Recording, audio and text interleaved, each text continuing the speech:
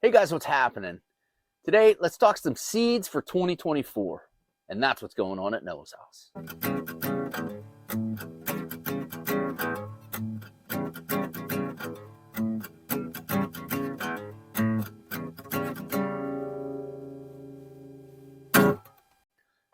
Hey, welcome back to the channel. Welcome back to the bench.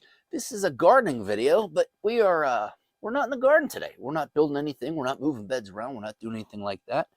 Although it'd be a terrible day at doing it. We had about 2-3 inches of snow last night, and then it started raining, and it's muddy and it's nasty. But this is a gardening video, so what are we going to do today? We're going to talk about some seeds. What are the seeds that we have for 2024? What did I get? What am I planning on growing for 2024? Well, let me tell you.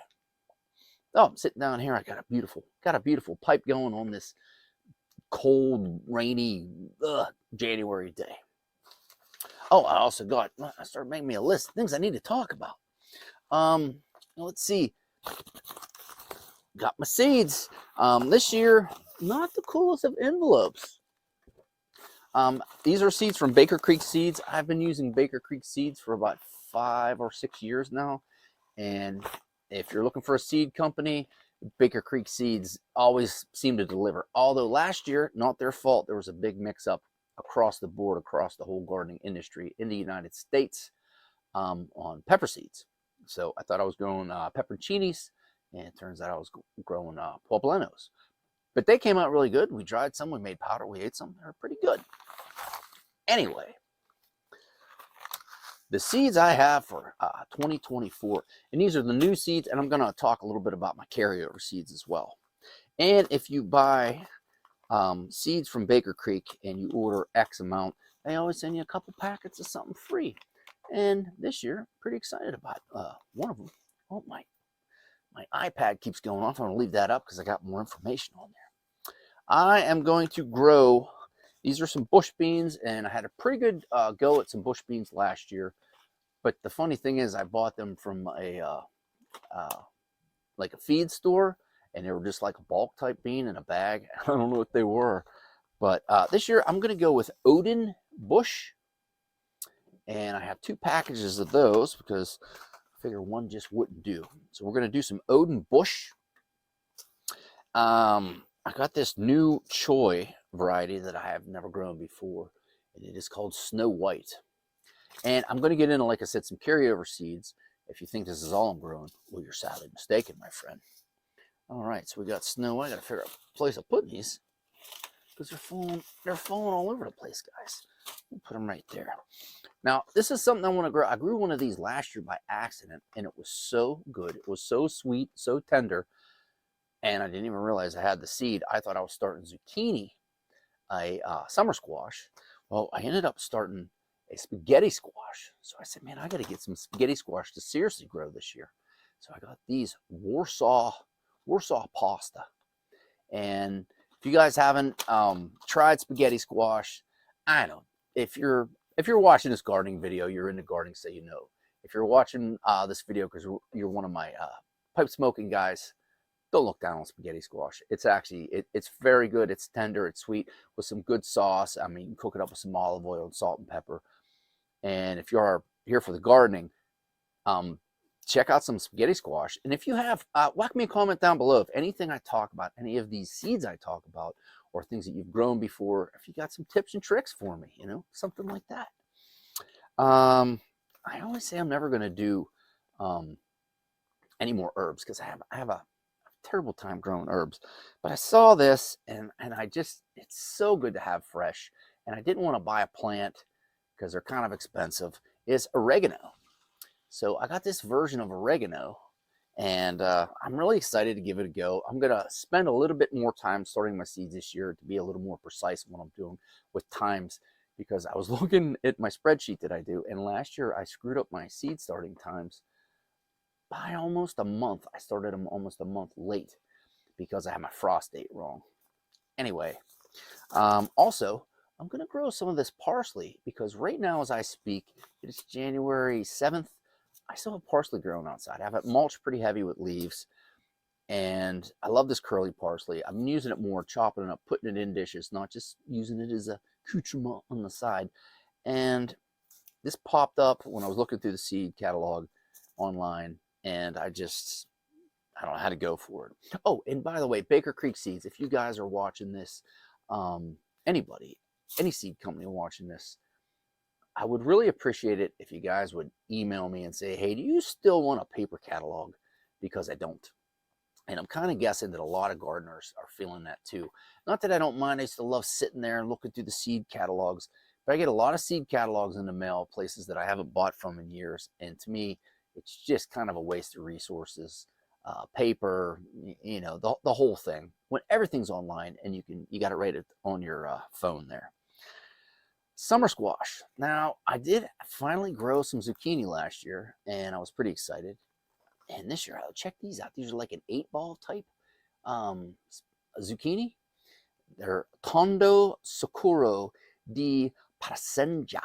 Senza. I don't know. But they look super cool, and I would really like to have some nice round squash. And that way, too, if you want to fry them, you can cut them, and you'll get these big rounds to fry. And how cool is that going to be? I wasn't really into buying pepper seeds this year, but this was one of my freebies I got. And this is a datil pepper. And reading the description, 100 days, blazing hot, blunt little 3.5-inch fruit, ripens to a brilliant orange yellow, vicious heat, complex and fruity flavor. So this one, I'm definitely going to be talking about. If I can get them to come good and get some of them, I'm thinking we're going to have some spice. So I'm going to leave them because I'm going to talk about these guys last. And now, I don't know why I bought so many. And after I placed the order and after I got the order, I was like, oh, son of a bitch, man. I got 1, 2, 3, 4, 5, 6 varieties of tomatoes. And when I talk about my carryover seeds, you're going to say, holy crap, dude. I know. This is what I got. I got the Pink Fang. And these are supposedly a Roma style tomato that are really incredible. I got some more Borgies because I've been growing these the past couple years. And I really like to do this fermentation on my cherry tomatoes. And these, they grow real nice, good size. They start coming in together, have a firm flesh, and they take to that brining, that it's almost like a fermentation pickling process. Super good. And they grow like mad. So I was out of those seeds, so I got some more of those. And check these out. Purple Rain. Oh, how good. Look at how good those things look. Oh, and another thing, I heard some people talking about, you pay $4 or $5 for tomato seeds, and I'm only getting 25. How many plants you really growing, man? Unless you have a farm. And I'll probably carry those seeds over for a year or two. And, Thorburns Terracotta. I got these. Description was good, but the picture alone, I was like, I have to try these. I have to try these. And then another cherry style, grape style. Middle of those. I'm not really sure. I got Brad's Atomic Grape. Oh, how cool do those look? I cannot wait to make a video showing these things. Oh, and I got another free packet. I got a pack of lettuce, Merlot. Now, I did try to grow Merlot a few years ago with not much success. But last year I had a good bit of success with lettuce because I took my time. I pricked it out. I had it in my trays. I put it out the right time. So let's go with some Merlot. Now these 2 packets here.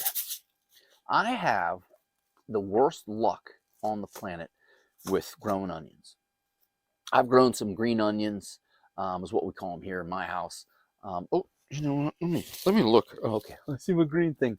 In England, they call them spring onions and bulbing onions, onions. I've never grown one that was worth eating, that was more than like a nickel. And it's always kind of bothered me. And I was like, I'm done growing onions. And I haven't tried to grow bulb onions in a few years. But I started reading about the, late onions, late day onions, early day onions, all that with your son. And I looked at my gardening zone, and I really got into researching what type of onions are probably going to go best for me. I'm in zone 6B, Western Pennsylvania. And where I live, it's actually a weird little sliver of a microclimate because I live on a big steep hill with the wind and the sun. So I said, okay, this year I'm going to go for it again. I'm going to try to grow yellow sweet Spanish. And these are from seed, which today, January 7th, if I have enough time, I'm going to start onions today. Because there's a couple people I've been watching in England, and they're already getting their onions going. And I was talking to one guy, and he's like, yeah, I'd get them going now. So I'm really going to try to get my onions a go. And other one, I'm going to do yellow of Parma. These are long day type onions, and this is a rare Italian variety. Large golden onions are oblong globes. This late onion makes an excellent keeper. Okay, you got me. Oh, geez, almost dropped them all on the floor. You know, you got me on that. So these are the seeds that I'm going with this year, my Baker Creek seeds, and it's actually not as many seeds as I usually buy every year, because I really started getting more into my spreadsheets and carrying over. I used to throw seeds away after a year when I was young, because I thought, oh, a glass of white wine, it's a Sunday, I'm relaxing, I went out to lunch, it's okay. So let me get the old iPad over here, and we're going to talk carryover. So I have a nice spreadsheet I have figured out. Now this is carryover from last year, and this is why I really didn't have to buy as many seeds as I did. I have some rosemary. I have some Italian plain leaf parsley. When you get that in the ground, I have like a packet and a half, 2 packets of sage. It's kind of old. I don't know. I don't ever remember ordering it and or growing it. Also, I have some fennel. I don't remember. I have 5 types of carrot seed, and all the seeds should be viable. And this year I plan on getting rid of all the carrot seed, because I always end up buying a packet at a big box store or something like that. But I'm planning on getting rid of all my carrot seed this year, and that way next year I can start fresh on carrot seed. I got some Harris parsnips. I got tons of radish seed. I found a packet of shallots, which I'm probably going to try to start them today too. I found a packet of leeks. Didn't even know I had those, but I'm going to try starting them. I have 5, 6, 7 types of lettuce seed. And you guys know that seed. It's so fine, and you start it and you get hundreds of little sprouts. So I like to go through my lettuce seed. I found some spinach seed. Now I do have some cabbage holdovers. Oh, and I did buy some big box store stuff. So I'll go over that too. I have 4 different types of kale, which we have finally discerned the kale that we really, really like. And it is the curly, the Vates, I have listed as my favorite. I have some winter choy, some bok choy, a little bit of kohlrabi seed. Last year was a total fail for kohlrabi, so I might mess around. I have some different places, and we'll talk about that. And this is going to be a long video, so if you're here, like, subscribe, share the video around. Oh, I made that, and I put a little star around it, and I wanted to say that in the beginning, and I forgot. But hey, like, subscribe, share the video around. Tons of gardening videos this year. I hope to do more gardening videos. But I appreciate everybody who watches them. Tomatoes. These are my holdover tomatoes. I still have a couple of the old Romas, and they were big box store, Ferry Morris, and those Romas grow like mad. I have some red Rosso. I have a couple of the Cherokee Purple Baker Creek seeds, and then I also bought a package of the Cherokee Purple Botanical Interest seeds, because they were at the one feed store I was at, and to support Epic Gardening and everything, and I really wanted to try them. So we'll see how they go. And I have a classic beefsteak. I have a few of those seeds left. Now I have 1, 2, 3, 4. I have 5 types of pepper seeds, and 2 of them, the Poblano and the paprika peppers, are basically all home saved. I saved tons of seeds from when I was drying and doing stuff last year. So I'm really hoping that those seeds are viable and we get some plants. I have a couple pea seeds left. I have caseload, and I have melting sugar. I have not much luck growing peas, but I got a plan this year. I have some home saved green bean seeds. Those are the ones that I got at the feed store last year, and I saved some. And I have another variety of beans. I have a huge packet of beets, but I have a good idea for where I'm putting the beets this year too. And I have some home-saved fava beans, which I'm going to put them in, but I've tried growing favas for 2 or 3 years, and it has been a big waste of my time. I barely got any out compared to what I put in, and it takes up a lot of space. I may give them one more go with these home-saved seeds, and just to see how it goes. Now, I did buy some big box store stuff. I bought some bunching onions, which, like I said, in my house, we call them green onions. You know, the little scallions, you know, you chop up, a little salt on them. In England, I do believe they call them spring onions. And I have 2 types of them. I have 2 types of basil, which I don't buy basil online. I buy it at the big box store. It's relatively the same price, and I've had really good luck growing these. And these are all Fairy Morris seeds. I bought some Fairy's cabbage, and I bought 1, 2, 3, 4, 5 types of cucumber, because last year I had some good cucumber crops too. And I wanted to go for maybe some different ones. I have Green Dragon, National Pickling, Pickle Bush, Space Master. Oh, and I put a tomato in there. I'm sorry, but the Space Master is a botanical interest. And that's where I have my Cherokee Purples I bought from Botanical Interest. And those are tomatoes, not cucumbers. Got to switch my thing up here. And then all the seeds that I purchased. So that's pretty much all the seeds I have. And I know what you're saying. Holy crap, Noah, that's a lot of seeds. Do you own a farm? I don't own a farm. But always be sowing, always be growing.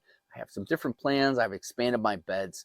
If you guys haven't got in on the big bed rebuild, the middle bed rebuild, I think I named it, I'll throw a card for that up.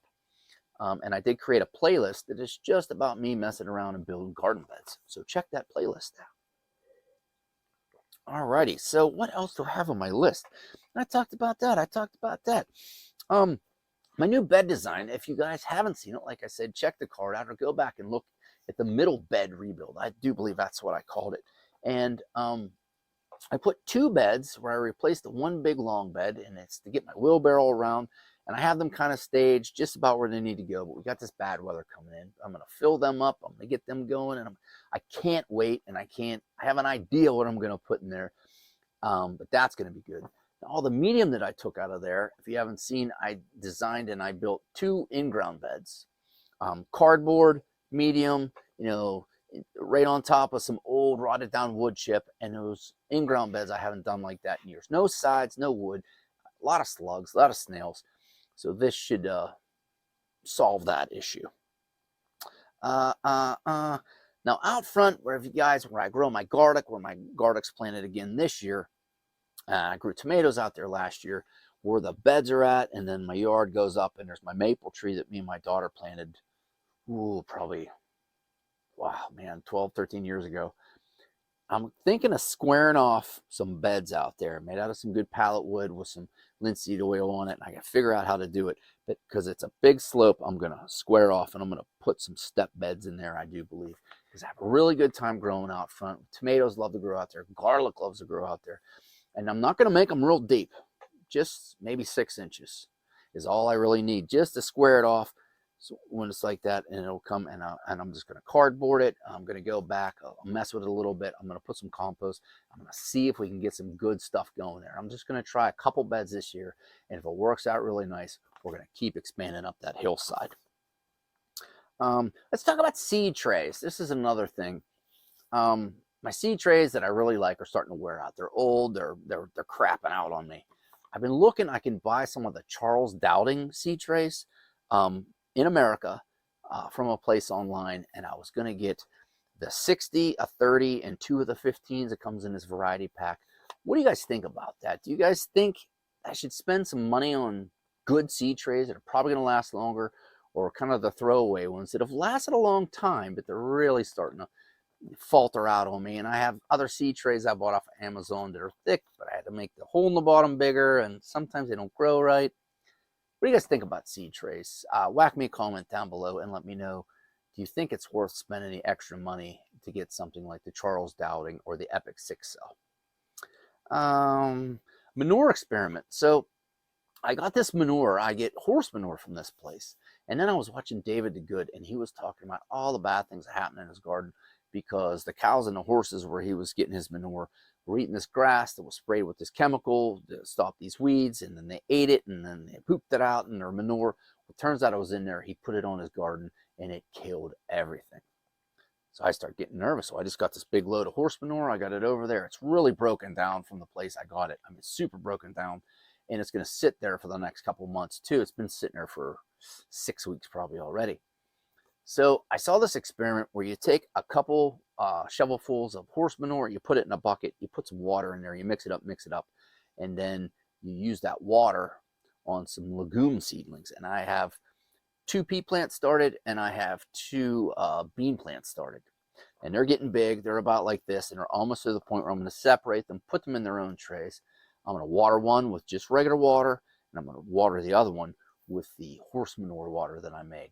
And they say if that horse manure has that chemical in it, that it will wilt the leaves, and basically it's going to kill the plant. So fingers crossed that when I do water it with the horse manure water, that it doesn't kill my plant, and that the horse manure I have is not tainted with this chemical. I was going to write the chemical's name down, but I didn't. But check out David the Good.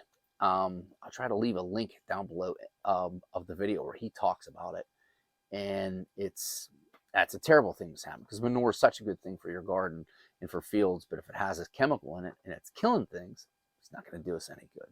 If I do have that tainted horse manure where it's at on the other side, I'm just going to get it and I'm going to throw it over the hill, because over there, that's just where I throw brush and stuff like that, and that manure will be good to go over there. Seed starting mix. What seed starting mix do you guys use? I like Happy Frog. I did get the ocean looking one, and it lost out in this one video I was watching. The Happy Frog in the brown bag is it's a Fox Farm Happy Frog. That was the best for seed starting. And I've been using that for a couple years, and I started sifting it because you do get a lot of chunks of wood and stuff like that. And I put that in my bag of shredded paper, and I just put that in a compost bin. But what do you guys use to start your seeds? Are you like coconut coir? Because I know a lot of people make a mix with coconut coir, because seeds don't need all the vitamins and minerals, so to speak. They just, it's in the seed. But I've been having a lot of luck with the Fox Farms, and that's more than likely how I'm going to start all my stuff this year. I was thinking, I use my phone for this, and I'm thinking about getting a new video camera specific for making YouTube videos. For you guys who make videos out there, and I don't mean, the big guys like, Epic Gardening and Self-Sufficient Me. What do you guys use for your cameras? And what do you guys think of the quality of my videos? Do you think the phone's good enough? I mean, I'm not going to be on a Today Show anytime soon, but I keep looking up because I can't see my monitor. But what do you guys think? I've been thinking about getting a new camera specifically for making YouTube videos. And I got some new editing software because I'm not sure. I don't think I talked about it on the gardening end of my channel. My computer that I had for 12 years, which is right over there, kind of behind you. It is, it was my HP Vision. I had it for 12, almost 13 years. And finally it went on me. So I had to get a new PC, which I bought a refurbished one off of Amazon. And I was going to send it back because it had a couple bugs in it. Well, the price I got it for, just a few $100s. It has some computing power, and I have my old hard drive, so I was able to keep my old hard drive from my old computer and other computers. So all that's good. I have all my content. But I worked this PC out. It will not run my old editing software. I don't know. I deleted it all. I reinstalled it. It will not run it. So I got new editing software. And I'm still getting used to it, but hopefully they say it's a more powerful, more professional style editing software. So hopefully it is something that's cool. I can do some edits and, some freezes, some speed ups, or whatever. But it is taking a little bit of time to get used to. So hopefully that makes some better videos in 2024. And now not a lot of people, but some people ask, like, what do I watch on YouTube? and I watch the big ones. But these are my main gardening videos. Pretty much when they come out every week, every 2 weeks, I'm watching these videos. There's no doubt about it. Epic Gardening. If you're into gardening and you don't watch Kevin and Jacques at Epic Gardening, are you really even a YouTube gardener? But if you don't know who Epic Gardening is, if you don't know who Kevin Espiritu is, just search Epic Gardening. You got Epic Gardening, Epic Homesteading, and he does some really cool stuff, really nice. Take some of his things with a grain of salt, a lot of these, because he is in San Diego, which I think is 10B. I'm in Western Pennsylvania, which is 6B. So some of the things he's talking about, they don't really transfer to my zone, but it's really good to hear all this stuff. And he has a lot of really, really good content. Self-Sufficient Me. That's whose sweatshirt I'm wearing right now.